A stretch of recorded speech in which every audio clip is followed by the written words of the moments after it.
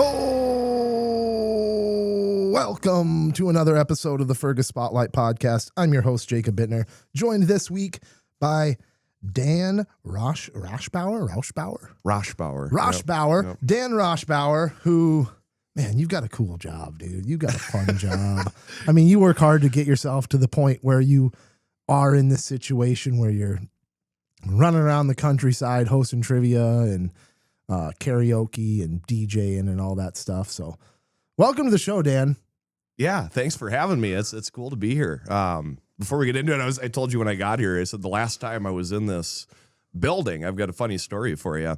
I woke up late for work one day and I had one of those alarm clock radios, right? So I just wake up and the alarm clock radio goes off. It's on like an hour of snooze or something weird got messed up with it. But anyways, I'm like, oh, shoot, I got to get to work. Well, Z103 pops on the radio, as the alarm comes on. And all I hear is caller 3.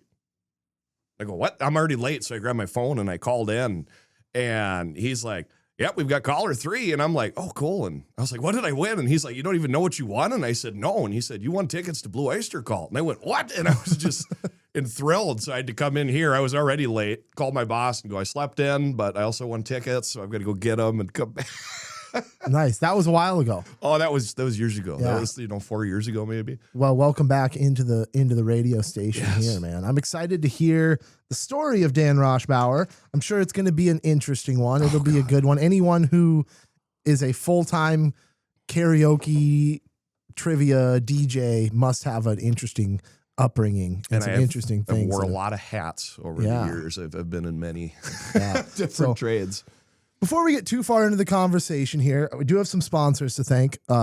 We've got some Outstate beer on the table. It's at Wednesday afternoon here. If you feel like cracking one open, by all means, you've got some Stumbeano's coffee in the cup there. Yeah. So we've got Stumbeano's, Outstate. Shout out Victor Lundeen's, Fergus Home and Hardware, Liberty Business Systems, Wayne Schuett with Century 21 Atwood, and Dr. Zack Chiropractic. So, yeah. What? I laugh because like you read off this whole list of sponsors. You were just at our show last week. I was on your show. You read this whole list of sponsors, and I'm like, the Barrett Inn, even though we are in no way affiliated with them. You got to get just the a running joke. So you guys got to get the Stony Brook Donuts sponsor for sure on your show. You got to lock that one down. So along with being a trivia host, you do the Stony Brook Band. It's a podcast. It's a band and a podcast. It's a bandcast. It's a bandcast. It's a pod band. I don't know what you want to call it. But. We had some interesting conversations in the basement. We went down all kinds of rabbit holes the other day. So it's fun. I got to enjoy coming into your basement and not having to do anything but just like sit down and drink a beer and relax and have a good time while we just talked, and you did all the work, and now I'm flipping the tables. No, you're doing all the work, and I'm relaxing. I'm just kicking. I love it. Well, I guess before we'll talk about Stony Brook later, we'll talk about this karaoke business that you've got going on. But before we do, let's get to know Dan a little bit here. Where are you born? Where are you from? I was born in Alexandria, 1994. I'm 30 now. I just turned 30 last year. And I'm the only one in my family who was born in Minnesota. Okay. My mom is from San Francisco. My dad is from Los Angeles. 2 of my sisters are from out that way. And then the other sister, I have 3 older sisters, was born in Alaska, and then they ended up down in Minnesota. But I think I kind of touched on that a little bit with you last week when you were on my show. But yeah, I'm the only Minnesota baby. You gotta kind of got that deep. I don't know if it's not like a Minnesota. It's not an accent, but it's more of like a deep voice, like a cadence. Is it? Like maybe that's what it is. I know what you mean. But so what did your parents do that brought them to Minnesota? It was solely because, Alaska was an adventure as far as I know. They just had dreamed of going up there, so they went from Cali to Alaska, which is crazy, in the late 80s. And my grandma, my dad's mother, had a property out here. She ended up with a property in Kensington. And she was getting older, so that's why they kind of came down, was actually to kind of take care of her. And then when she passed, the house went to them and they took it over. So that was the real reason they originally came here, was just because my grandma was out here and she had a sister who lived in Kensington that she wanted to be near, So they were kind of, were they gypsy souls? Oh no, I wouldn't say not that at all. Really? No, okay, they spent pretty much their whole life in Cali, and then they went to Alaska, and then I think it was just the fact that my dad's mother was getting elderly. They wanted to be here to take care of her, so it's not like they just on a whim, okay, now let's go to Minnesota. I would say Alaska was the most gypsy-ish thing they did, What did they do for work? So my mom has had a couple jobs. Now she works in the healthcare field. And she used to work at Henry's Foods for like 30 years. She was like the warehouse manager, one of the warehouse people. She kind of helped control where stuff was at, driving forklift, moving stuff around, loading trucks, things like that. And then my dad, he, most of my life has been in the automotive field, being a service manager. He used to be a mechanic before his back went out.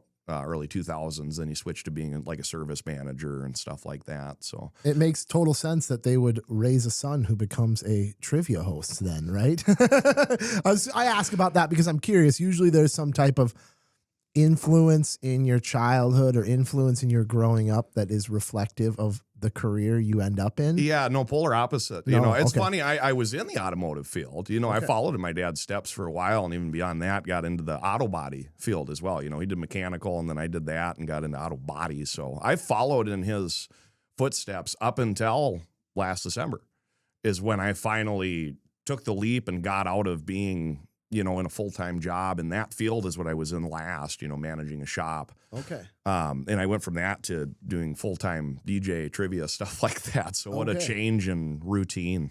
Yeah. So growing up, were you a outgoing guy? Were you like the one that's hosting, emceeing, things at school and all of that? Did you have that personality in you when you were young? I would say so. I've always been just a natural leader, wouldn't say control freak or anything, but just leader. I like to guide people.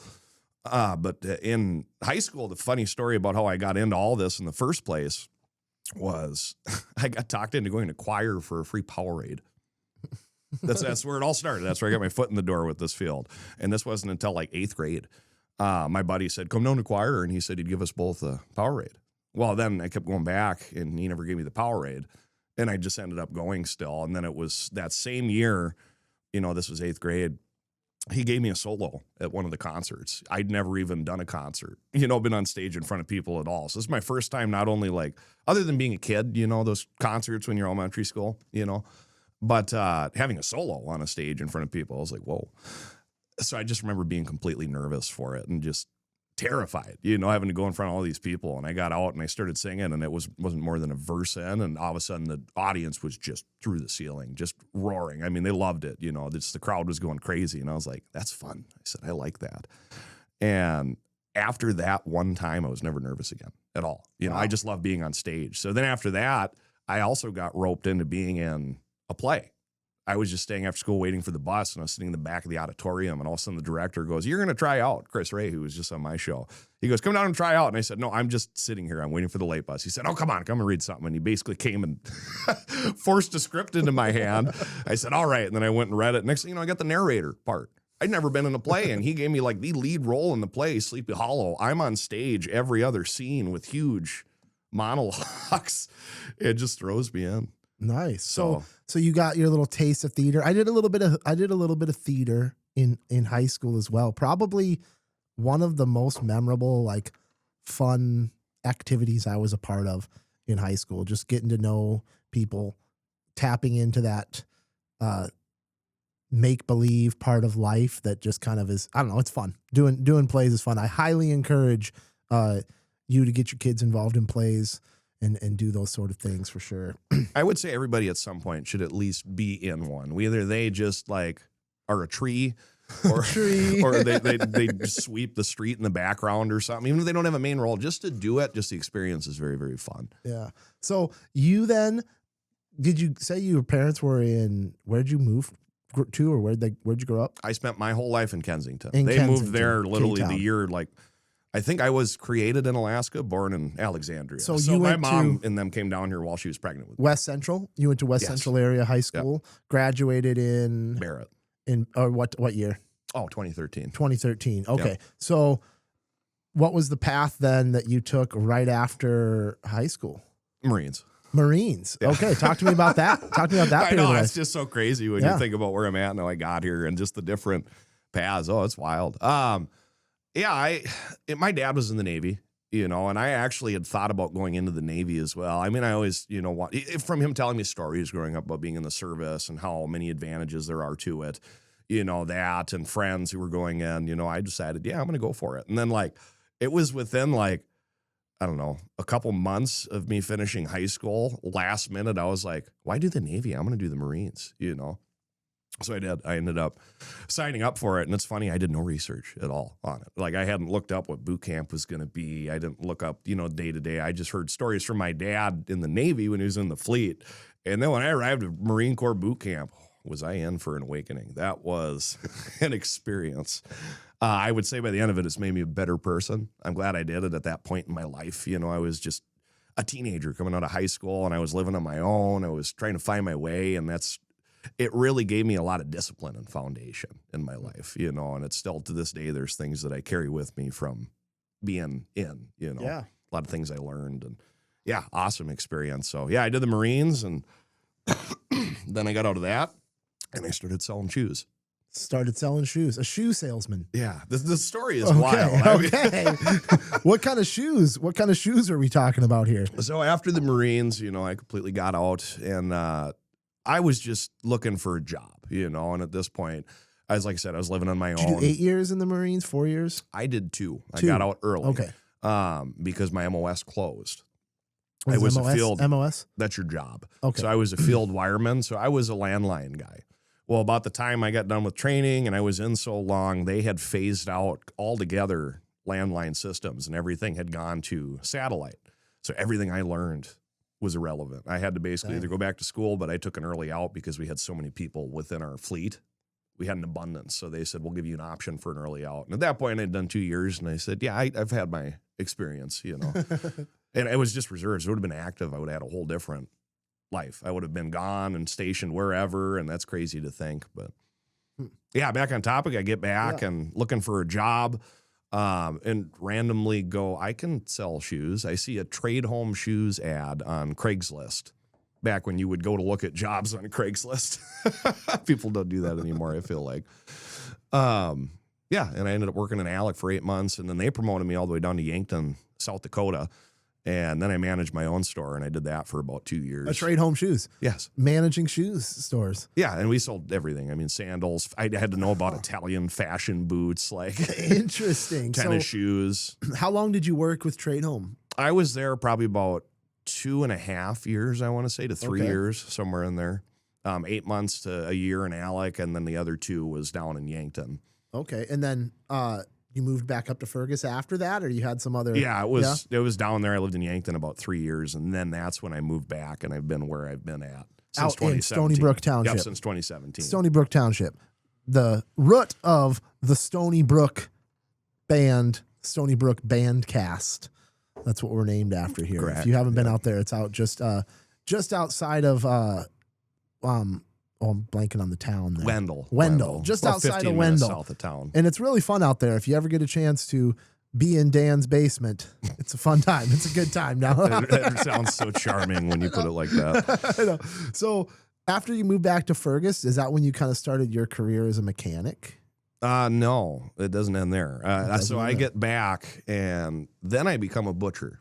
A butcher. Okay. Yes. I was working at a restaurant, and I've always been in that industry on and off over the years, cooking, bartending.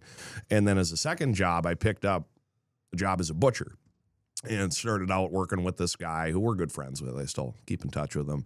But I did that for a couple months, and then I ended up managing the meat department. This was in a grocery store in Noble Lake. And I ended up running the meat department for about a year. So having to know all the different cuts of steak, how to make sausage, how to make brats, I mean, everything. Just such a cool thing to learn. I wish people had that experience. But I did that, and then when I got out of that, then I was a welder for a while, did production for about another year, and then that's when I got into the auto field. So I got a job actually at Nelson Auto in town, sold accessories there, did that for a few years, managed a body shop.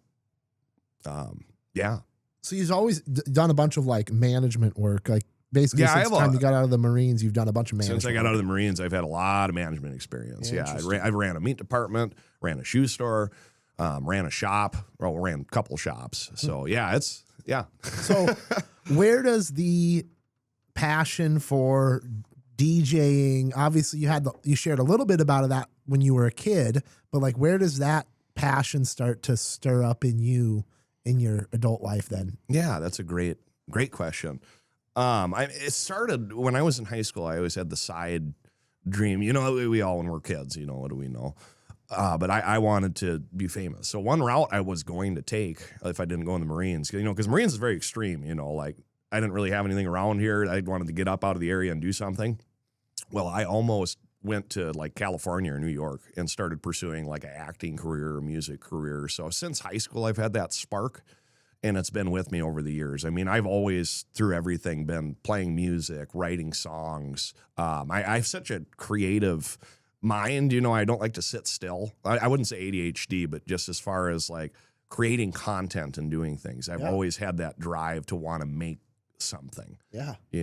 Videos over the years, things like that. So it's always been there, it's never gone away. But up until 2 years ago when I started DJing, it started off as, hey, our DJ left us, Dan, at the Barrett Inn. Would you like to come DJ for us this winter?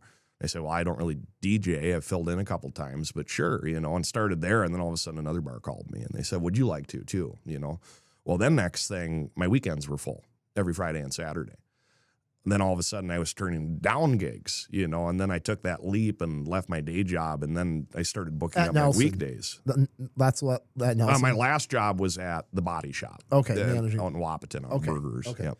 So then you kind of slowly built up your clientele as far as DJ work. Were you doing like trivia and karaoke at the time too? Yeah, I mean, DJing, I would say, falls in line with karaoke. Most of the time I'm doing karaoke when I'm DJing. But I had the weekends secured.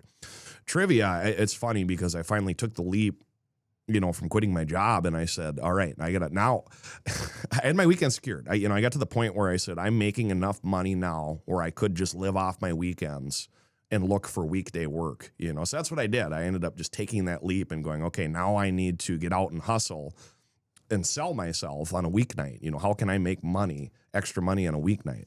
So I tried karaoke first. I went around and I asked these places, would you like to do weeknight karaoke? And it's tough to sell, because it doesn't start till 8 or 9 and it goes till midnight. People have to work the next day. And I'm going, God, it's just no one's biting. Some people just hate it.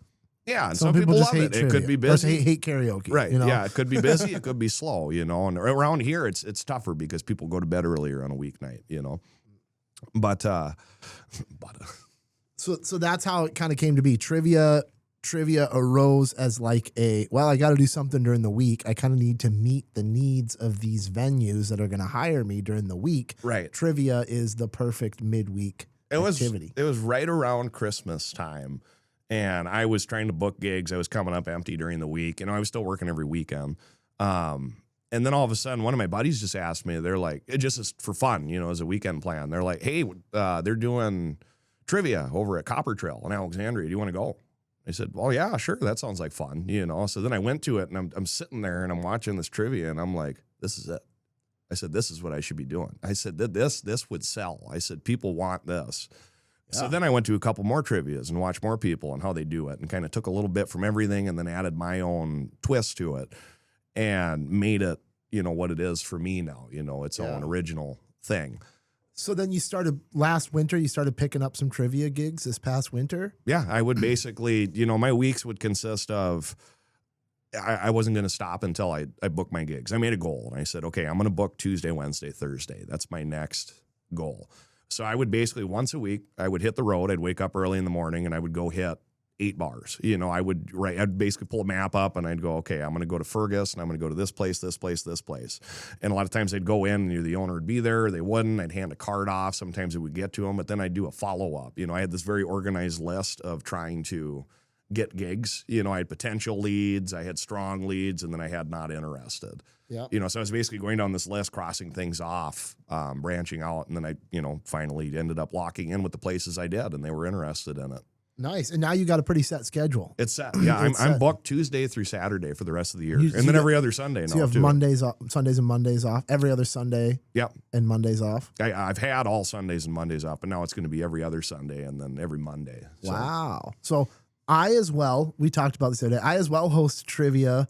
I hosted out at Outstate last night, Tuesday nights at Outstate. You host Wednesday nights at Socials. Yeah. So you're going to be out there tonight.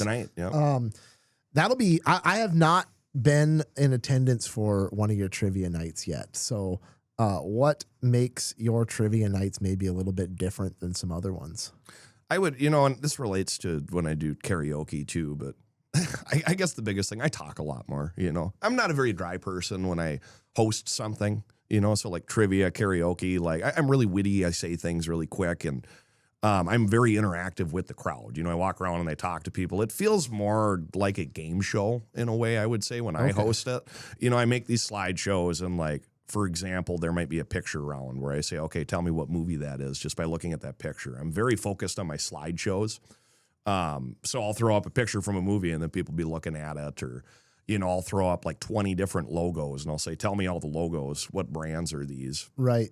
I do like a music round where I'll play a song and I go, tell me, the song, artist, album, year. You get 1 point apiece. Wow. And it's accumulative. It's through the whole night. So it's a really interesting scoring system because one time you're doing riddles and then all of a sudden you're doing name that tune. And then you're doing just general like high school knowledge questions like that. It's all over the place. And it's different every week. That's the cool thing. It's not the same categories. It's not the same format.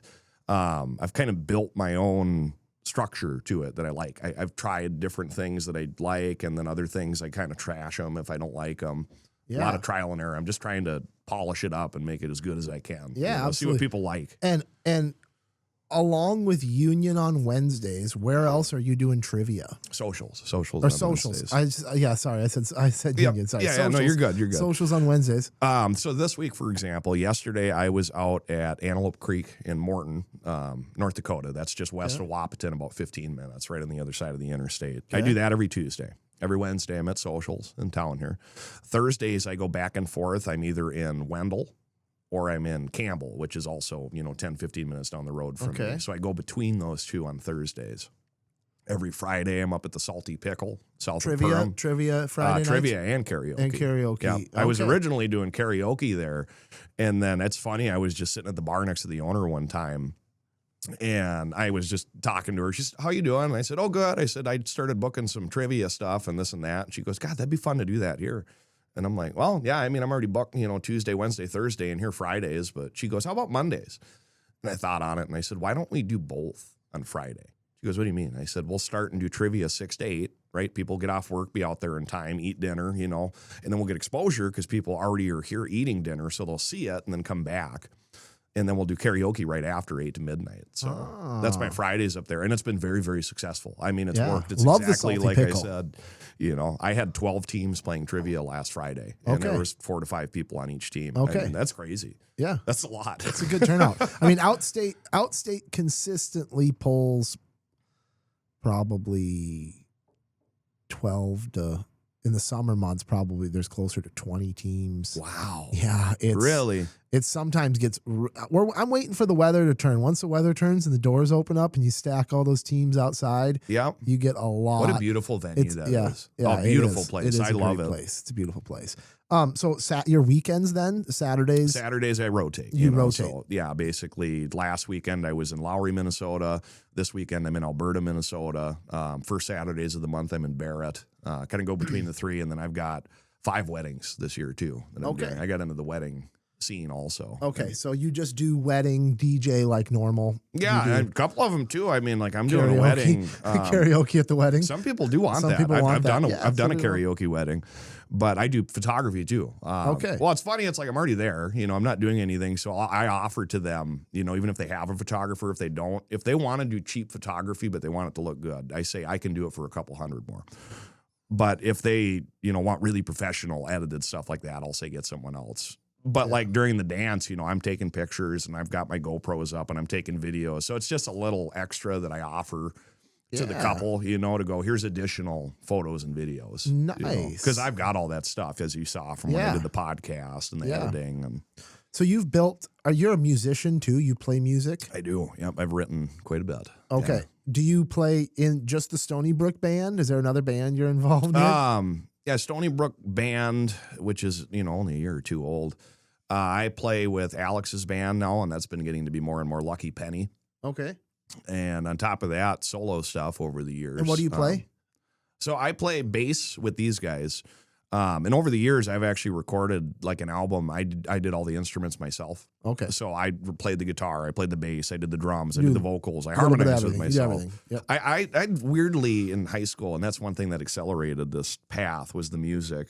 Had an ear for music. So I can listen to 9 out of 10 songs, and by the end of the song, I can know how to play it. Now, granted, if it's guitar and a crazy solo or like piano, and I've got to really actually break down like a section, then I'll have to practice that and do it a couple times. But I can listen to most songs playing by ear, and I can do that on any instrument too. Wow! I got lucky. I got the music gene. I got lucky. I could sit down on the drum set, and by the end of it, know how to play "Sweet Child of Mine," or I know the bass line, or this and that. And reading music is weird for me. I've tried reading book music, and I know how it works, but it's so odd when I look at like a score of something, and I have to sit there and count up the lines and go, "This is the third line up. This and okay, that would be a E flat," versus I just hear something and I go, okay, that's that noise.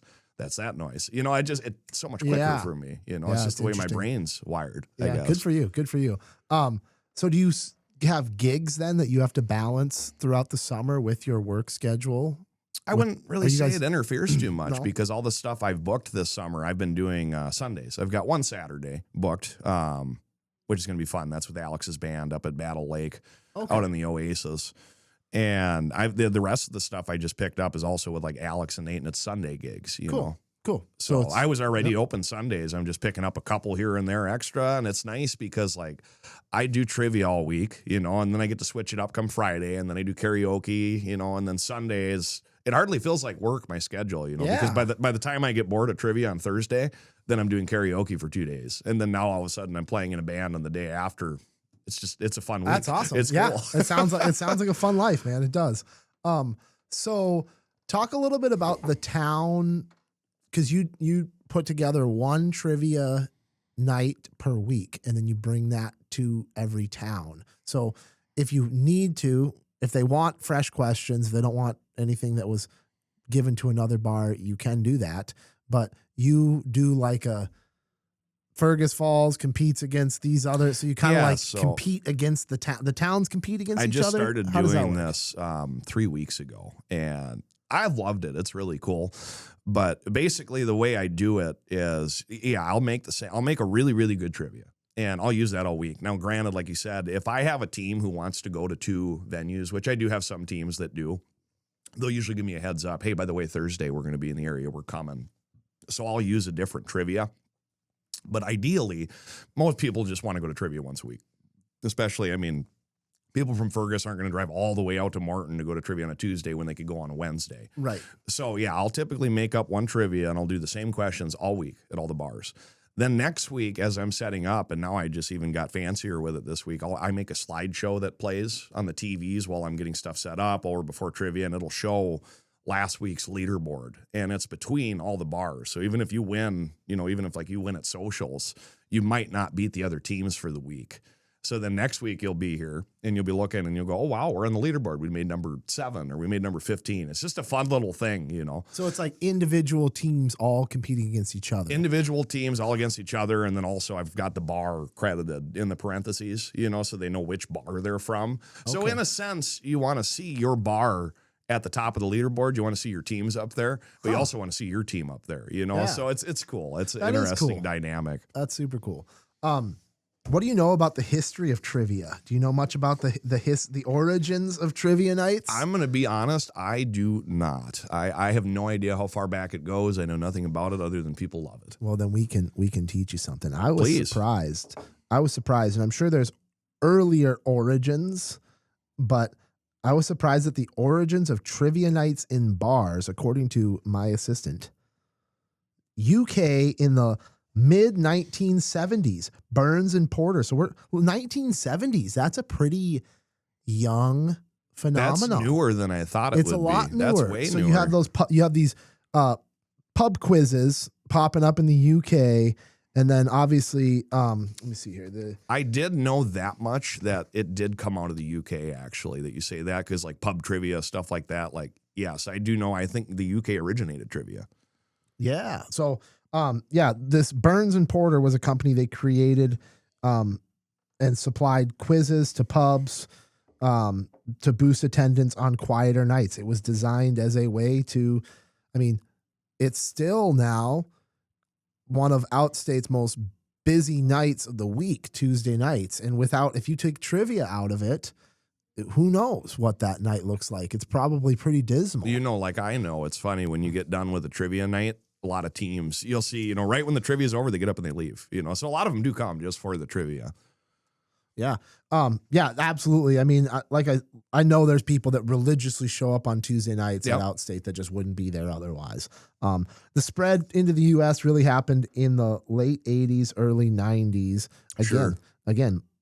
Typically midweeks, a lot of targeted Monday, Tuesday nights, Wednesday nights, slower nights of the week in bars.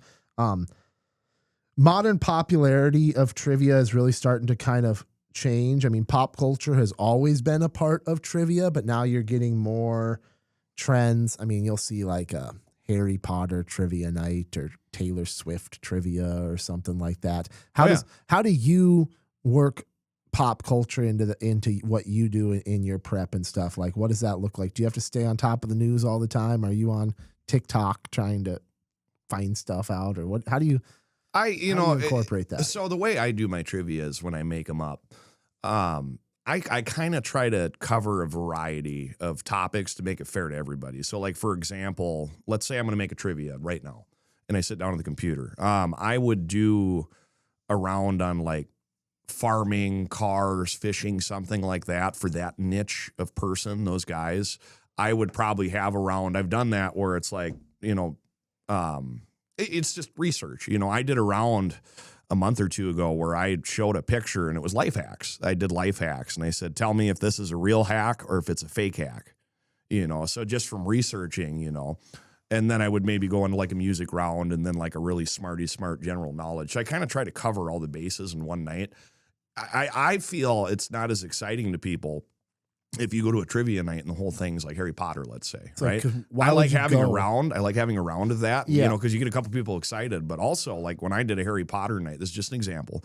When I did a Harry Potter night a couple weeks ago, I found very few people at the bars I was going to actually knew a lot and were excited about Harry Potter night. I would have thought it went over very well, but most of the people were like, I don't know, and half the people are like, I've never even seen all the movies. Right. Right. Yeah. It's when you get into those niche-y things, it's like you're turning away. You want your trivia night to appeal to the masses. And people don't want to go if they get their butt kicked. If they don't know anything, it feels defeating when you're sitting there and you're getting it wrong. And that's why if I have a Harry Potter round and then all of a sudden right after that I get into fishing, that table of guys who was like, I don't know anything about Harry Potter, this is dumb.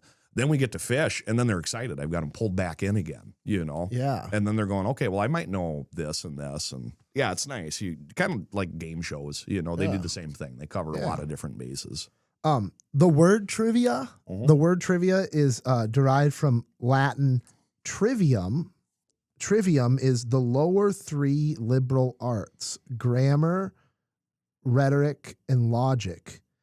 It later evolved to mean commonplace information. So now we use it's commonplace information. So trivia. That's where hearing the origin, that is very fascinating. Hearing the origin of this, I feel really ties into a lot of pop culture. You think about it, was the mid 70s, it said. No, I'm not sure when the term I'm trivia talking the was origin coined. of it. You said the in origins the UK. of trivia would have been in the UK in the mid to late 70s. So think about what was going on at that time. So bands playing at bars was popular, back to like the 20s and 30s is when it started becoming a thing, dance hall, stuff like that. And then rock and roll. Well, you look in the later half of the last century, and entertainment in general was starting to get more creative. I mean, you not only saw that, but I feel like that's when you started seeing disc jockeys at bars. You know, I mean, it was a little before that, but you think it's probably similar to my experience where people were going, what else can we do? And then trivia became an idea, you know. I could totally see that being in the same, same time frame. The game Trivial Pursuit, one of the most iconic trivia games, was invented in 1979 by two Canadian journalists. The Canadians. So yeah, trivia. I would have thought that trivia would have had older roots, and maybe somebody can, you know, you guys email ffbspodcast@gmail.com if you're aware of some older roots of trivia, because that's what I got out of it. It's very interesting. I never ceases to amaze me how young we live in this world that we feel like has always existed, but we live in a completely different world that has ever existed before. Game shows too, when you think about it. Trivia, like you said, that was mid-70s. Game shows were starting to come out at the same time. That was like 60s, when all those were starting to get really popular. You had the spread of, that was really the beginning of the information era really spreading. I mean, prior to that, I don't know when the internet was invented, 70s, 80s, somewhere along there. The internet was in mid-90s. Okay. I mean, late 80s, but it was actually available to the people in the mid to late 90s. But you had really like the rise and spread of like cable TV, national programs. Like it was just, information was becoming more readily available then. And then as we've got into time now, information it's almost like it's at the lowest price. Like the price to get the information nowadays has to be lower than it ever has been in history. You just go on to you get information when you're bored and you're not even looking for information. People just scroll. Absolutely crazy.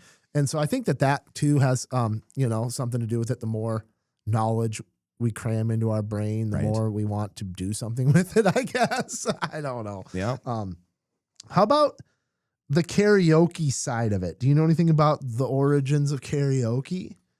No, not really. I would imagine it probably was around the same time frame, probably somewhere in the 60s to 80s when it was invented, maybe. So karaoke, the term karaoke combines kara, empty, and oki, orchestra. So karaoke meaning empty orchestra is the origins, but it actually originates in Japan. Yes, in the early 1970s. Yeah. So it quickly spread across Asia and reached the U.S.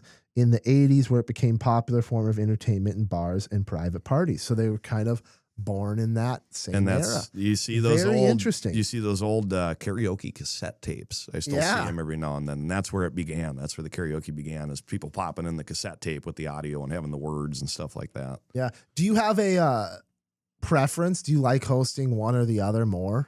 No, I like doing both just as much. Like I said earlier, it's nice because I'll do trivia a couple days, and then by the time I get bored of it, then I'm into karaoke for the weekend. You don't have to prep for karaoke. No, I don't at all. I don't have to prep anything. You just show up, and whatever people want to sing, you sing. It's kind of fun because, it feels like I'm attending it, even though I am. I'm singing, and I'm also drinking, and I'm having fun with people. So by the time I get to the weekend and I'm at karaoke, I'm just going out to the bar. I mean, it doesn't even feel like I'm working. The only difference is I'm sitting there with a mic and I'm playing music, And I normally have done that my whole life anyways. I've been the guy to be running the jukebox or running the Bluetooth speaker, so...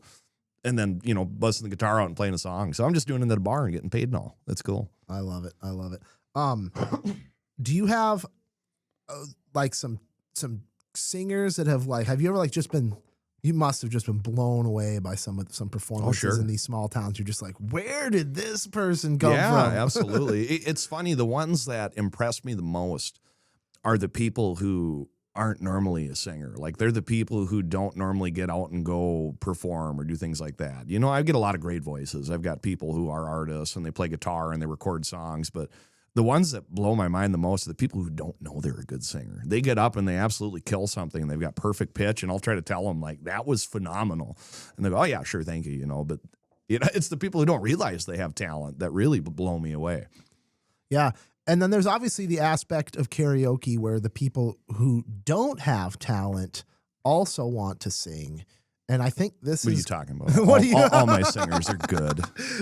I think this is the part of karaoke or karaoke. I don't even know how you're supposed to say it, karaoke or karaoke. But I think this is a part of it that have turned a lot of venues off of wanting to host it, is well, I want this to be a place that people can come and enjoy their beer.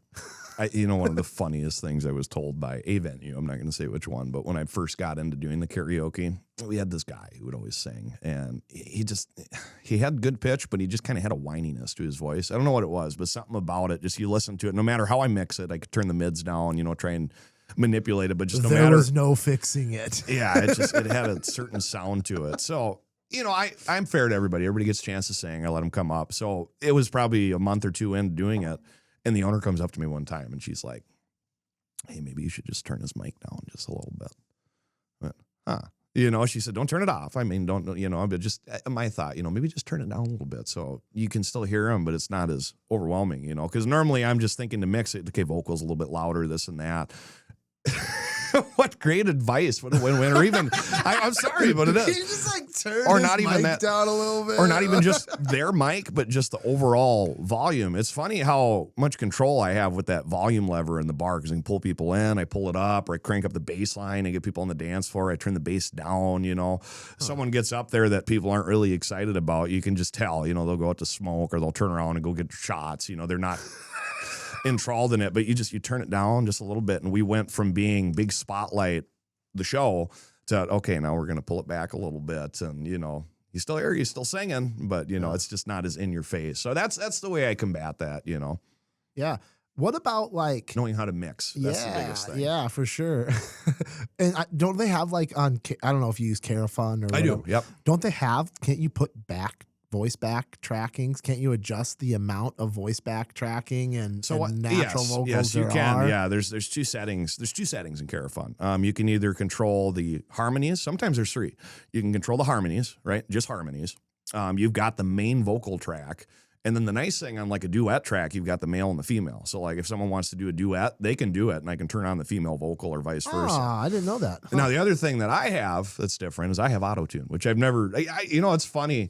I have auto-tune, and you think like Cher, like T-Pain. That's what it can do. I could sing "Believe" by Cher and auto-tune my voice to sound like Cher. It's phenomenal. I've had it for a couple months. It's just for fun.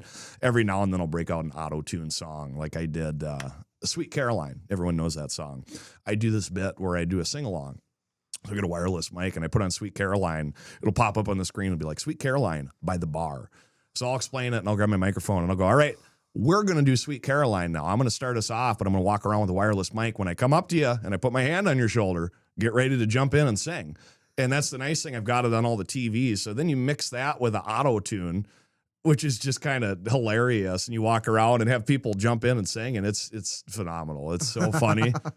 I love it. Well, there's got to be a certain aspect to each one of these bars, each one of these communities being a little bit different in their culture. Yes. I mean, you obviously look for busy. You want a venue to be busy. That's obviously they're not going to keep you around if they're not. And, do you get a sense for like the economies? You get a sense for the cultures of these communities quite a bit. Do you have any insight on that? Yeah. I mean, most of the ones, it's funny. Most of the ones I go to are small town bars, so it's your typical small town bar, a lot of farmers, stuff like that. It gets to be nice out and they're in the fields this time of year. You get rain days. I know it's going to be packed when I show up.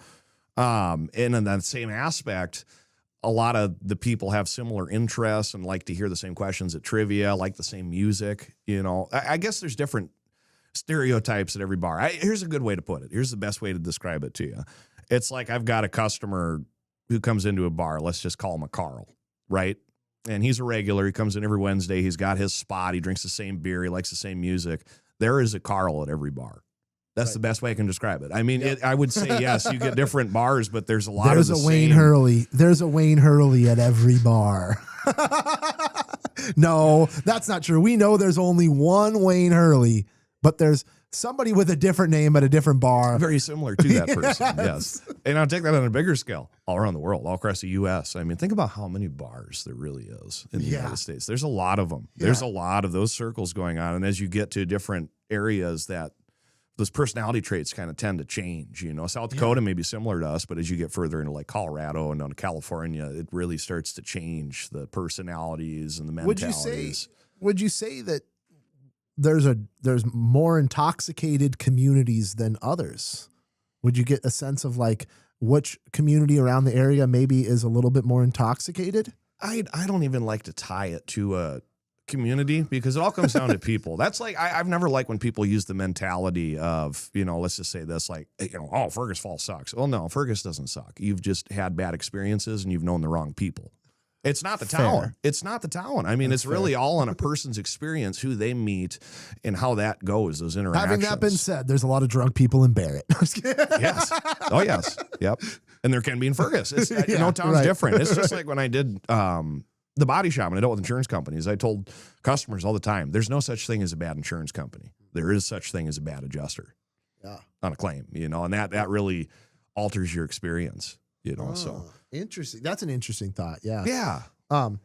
So what, I guess, current, future, I mean, you're pretty set right now. Do you see like future sustainability? Do you have hopes to do this for a long time? Oh yeah. I'm set to do this for a long time. Okay. I mean, and even the nice thing about this line of work, I could do this even past retirement age. I mean, as long as I can haul equipment and I can talk into a microphone, I could be set for life doing this. So now, me being as ambitious as I am, I have a food truck as well, which I don't know for sure if we're keeping it or selling it. It sounds like we might be selling it, but we've done that venture for about 5 years. And that was fun. That was my first time buying a business and running a business on my own. I had 2 friends with me, but I kind of spearheaded it. But I would say, yes, I'm going to be sticking with this for a very, very long time. And now I'm looking elsewhere. I'm going, okay, now what else? How can I grow it more? Do I buy a business next? Do I start selling trivia to bars? Do I branch out and create a franchise of some sort where I hire people and provide all the stuff to them? And, what do I do next? That's where I've got my wheels turning, is I'm going, okay, I'm making really good money right now. I can scale this. It's scalable. Right. It's definitely a thought, That's you mentioned that about those guys who were selling the trivias to the bars back then in the day. Maybe there's something to be said with that, where I see these ads come up all the time where it's like, add trivia to your bar, and it's just an automated thing. The thing that makes mine different is it's personal. You know. So I was on your show. I was on your podcast last week, and I noticed, I was surprised that you had never done anything with AI. You were Googling information like a barbaric caveman. So you don't use AI. I'm kind of shocked with the fact that you don't use AI in your trivia building process at all. I do have one experience with it. Well, not one, but it's funny. So when I Google things caveman style, as you would say, so as I'm making my trivias, I'm Googling stuff. Well, something changed with Google. I'd say probably about a year ago. I don't know when it was exactly, but you start Googling stuff and it gives you that AI overview. It gets that AI overview. So I noticed that was different. So when I first started making my trivias, I would Google something and this would pop up. I might pull a factoid out of it. But I've noticed, actually, the inaccuracy of that AI overview is very high. Yeah. It's very inaccurate. I mean, to the point where, like, I was Googling, like, what year did this album come out? And it would tell me, like, 2015 when it was actually 1983. And it would be pulling the remastered date from when they remastered the CD.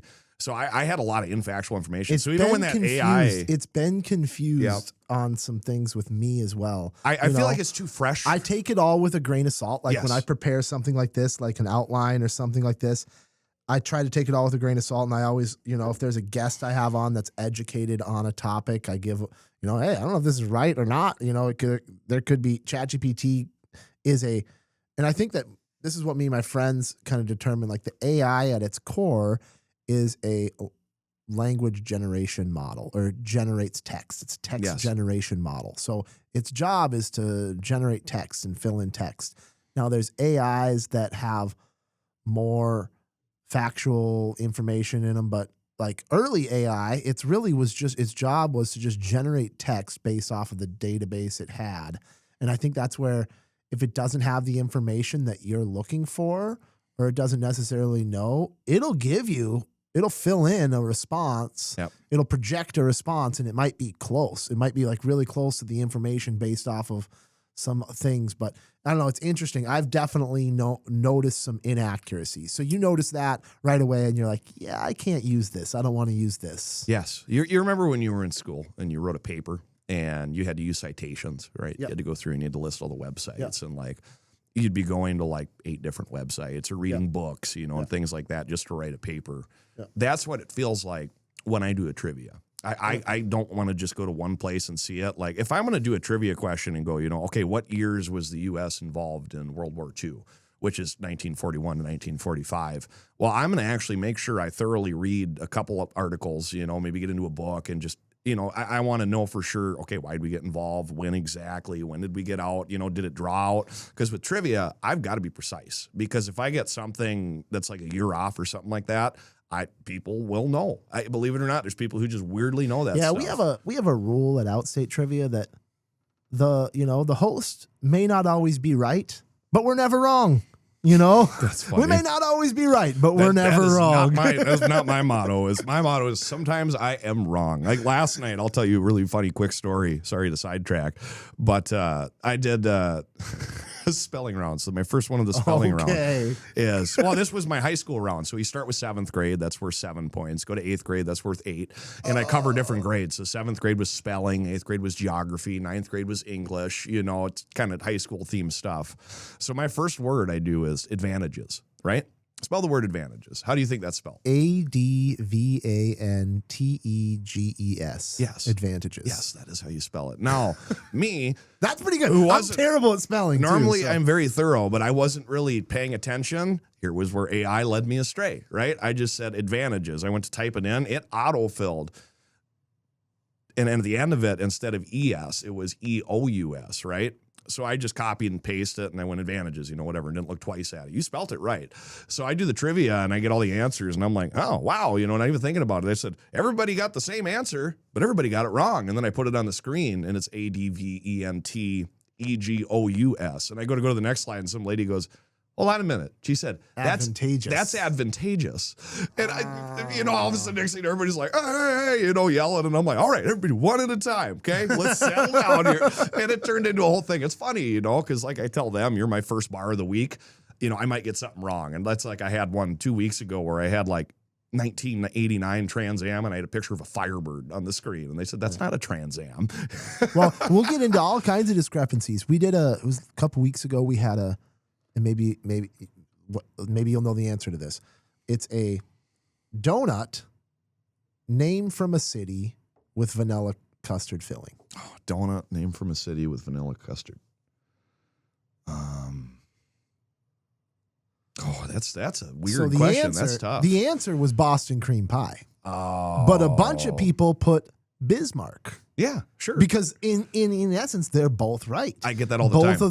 Both things are right, but this was the more right answer. Wording is very important. Wording is very important. Wording is very, very important. So, I guess do you have any experiences that have really stood out to you so far? Like I don't know if you have any interesting stories from trivia or karaoke night. Oh, sure. Otherwise, just anything in general. What else we need to talk about here or touch on before we get out of here? Nothing's coming to mind right now. I'm thinking, but okay. But you're set up. How can people get a hold of you if let's say they want a wedding or they want to see if you can squeeze in their bar or get on a waiting list to do some trivia? Sure. Yeah. The best way I can tell people, and I always advertise this when I'm at my trivias, but my first name's Daniel. That's easy to remember. Just look up the last name, and I come up. So I go by DJ Dirty Dan.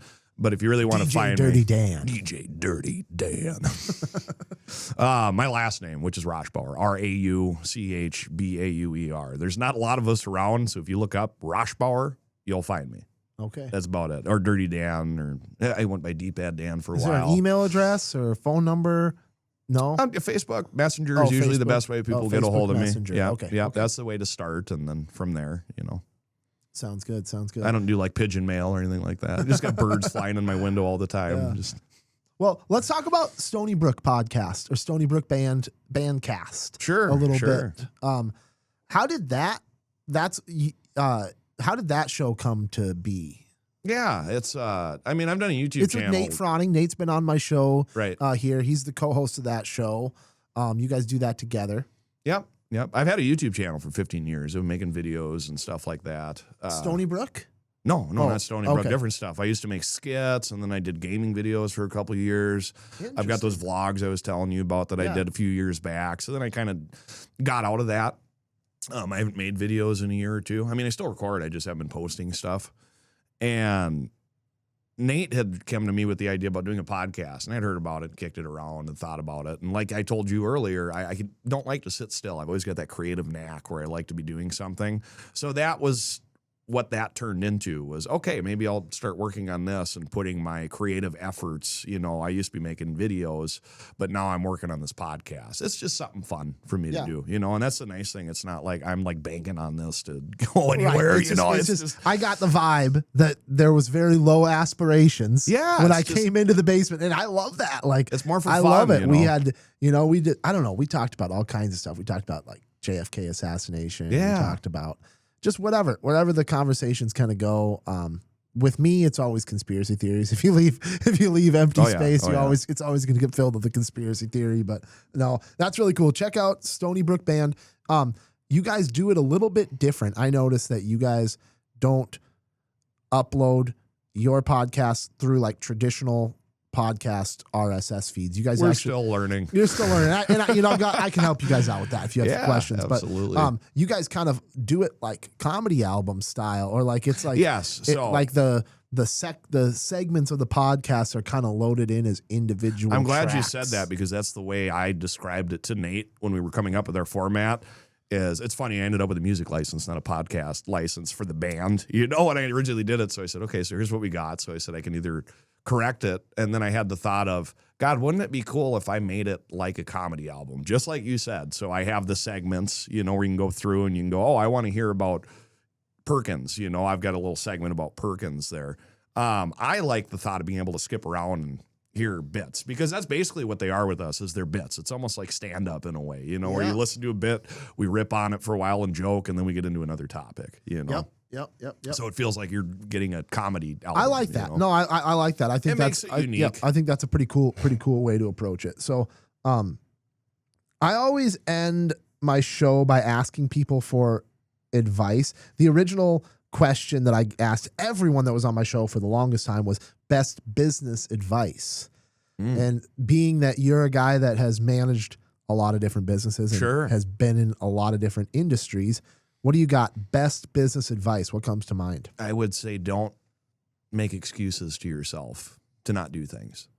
I've had many thoughts, like the food truck thing, when I got into that, or the DJ thing. The biggest part of it is taking a leap. So many people tell themselves, well, I can't afford to get into this, or it wouldn't work, or let's say I want to own a bakery, how am I going to do it? Manifest it. Start thinking about it. And the biggest thing, if you want to be successful in something like I did, is don't jump all in without a plan. Maybe have a foot in the door, a foot out the door, kind of like I did. You're never unable to achieve something. Let's say you want to buy a bar. Well, start working and saving money on the weekends, or start doing this and that. Come up with a plan and make short-term goals. I would say that's the biggest thing. Too many people think big. They go, okay, I want to be famous. Well, I want to be in the movies. Well, don't just think I want to be in the movies. Set milestones. Go, okay, I want to be in a commercial. I want to be in a commercial on TV. Okay, now I want to be a backup role in an actor. If you let those dominoes fall, you'll get where you want to go. It's possible for anybody, but don't just think big and go, it's not possible. Micro goals. Yeah. Micro goals. Yeah. Like, figure out what your big aspirations are, and then figure out the little steps you need to take, and then those are your goals. Yes. That becomes your goals, not the big picture, but the smaller things that are required in order for that to happen. Very interesting. I've been doing that with golf lately. I got back into golfer? Golf. Oh, I love golf. Oh man, I've been on a kick. I don't know how to golf, but I went to a golf weekend with some friends and followed them around for, I think, 36 holes on Saturday. Just like I got my own cart. I did 18 on Sunday. I did some filming with them and stuff, but I got super inspired to want to learn how to golf. And I've been setting micro goals for myself. Same thing in that. It used to be, okay, let me try to just get a bogey on each hole. Now this year, I'm just trying to get pars, you know, Yep. and even if I get one a day, that's a win, you know. Set those little goals, Yep, you know. absolutely. Oh shoot, I shot it in the bunker, you know. Now I'm screwed. Well, let me at least try to get a double bogey on this hole still, you know. Set those micro goals. Said no one ever. Let me try for a double bogey. I mean, if I could just get a triple bogey here, life would be really good.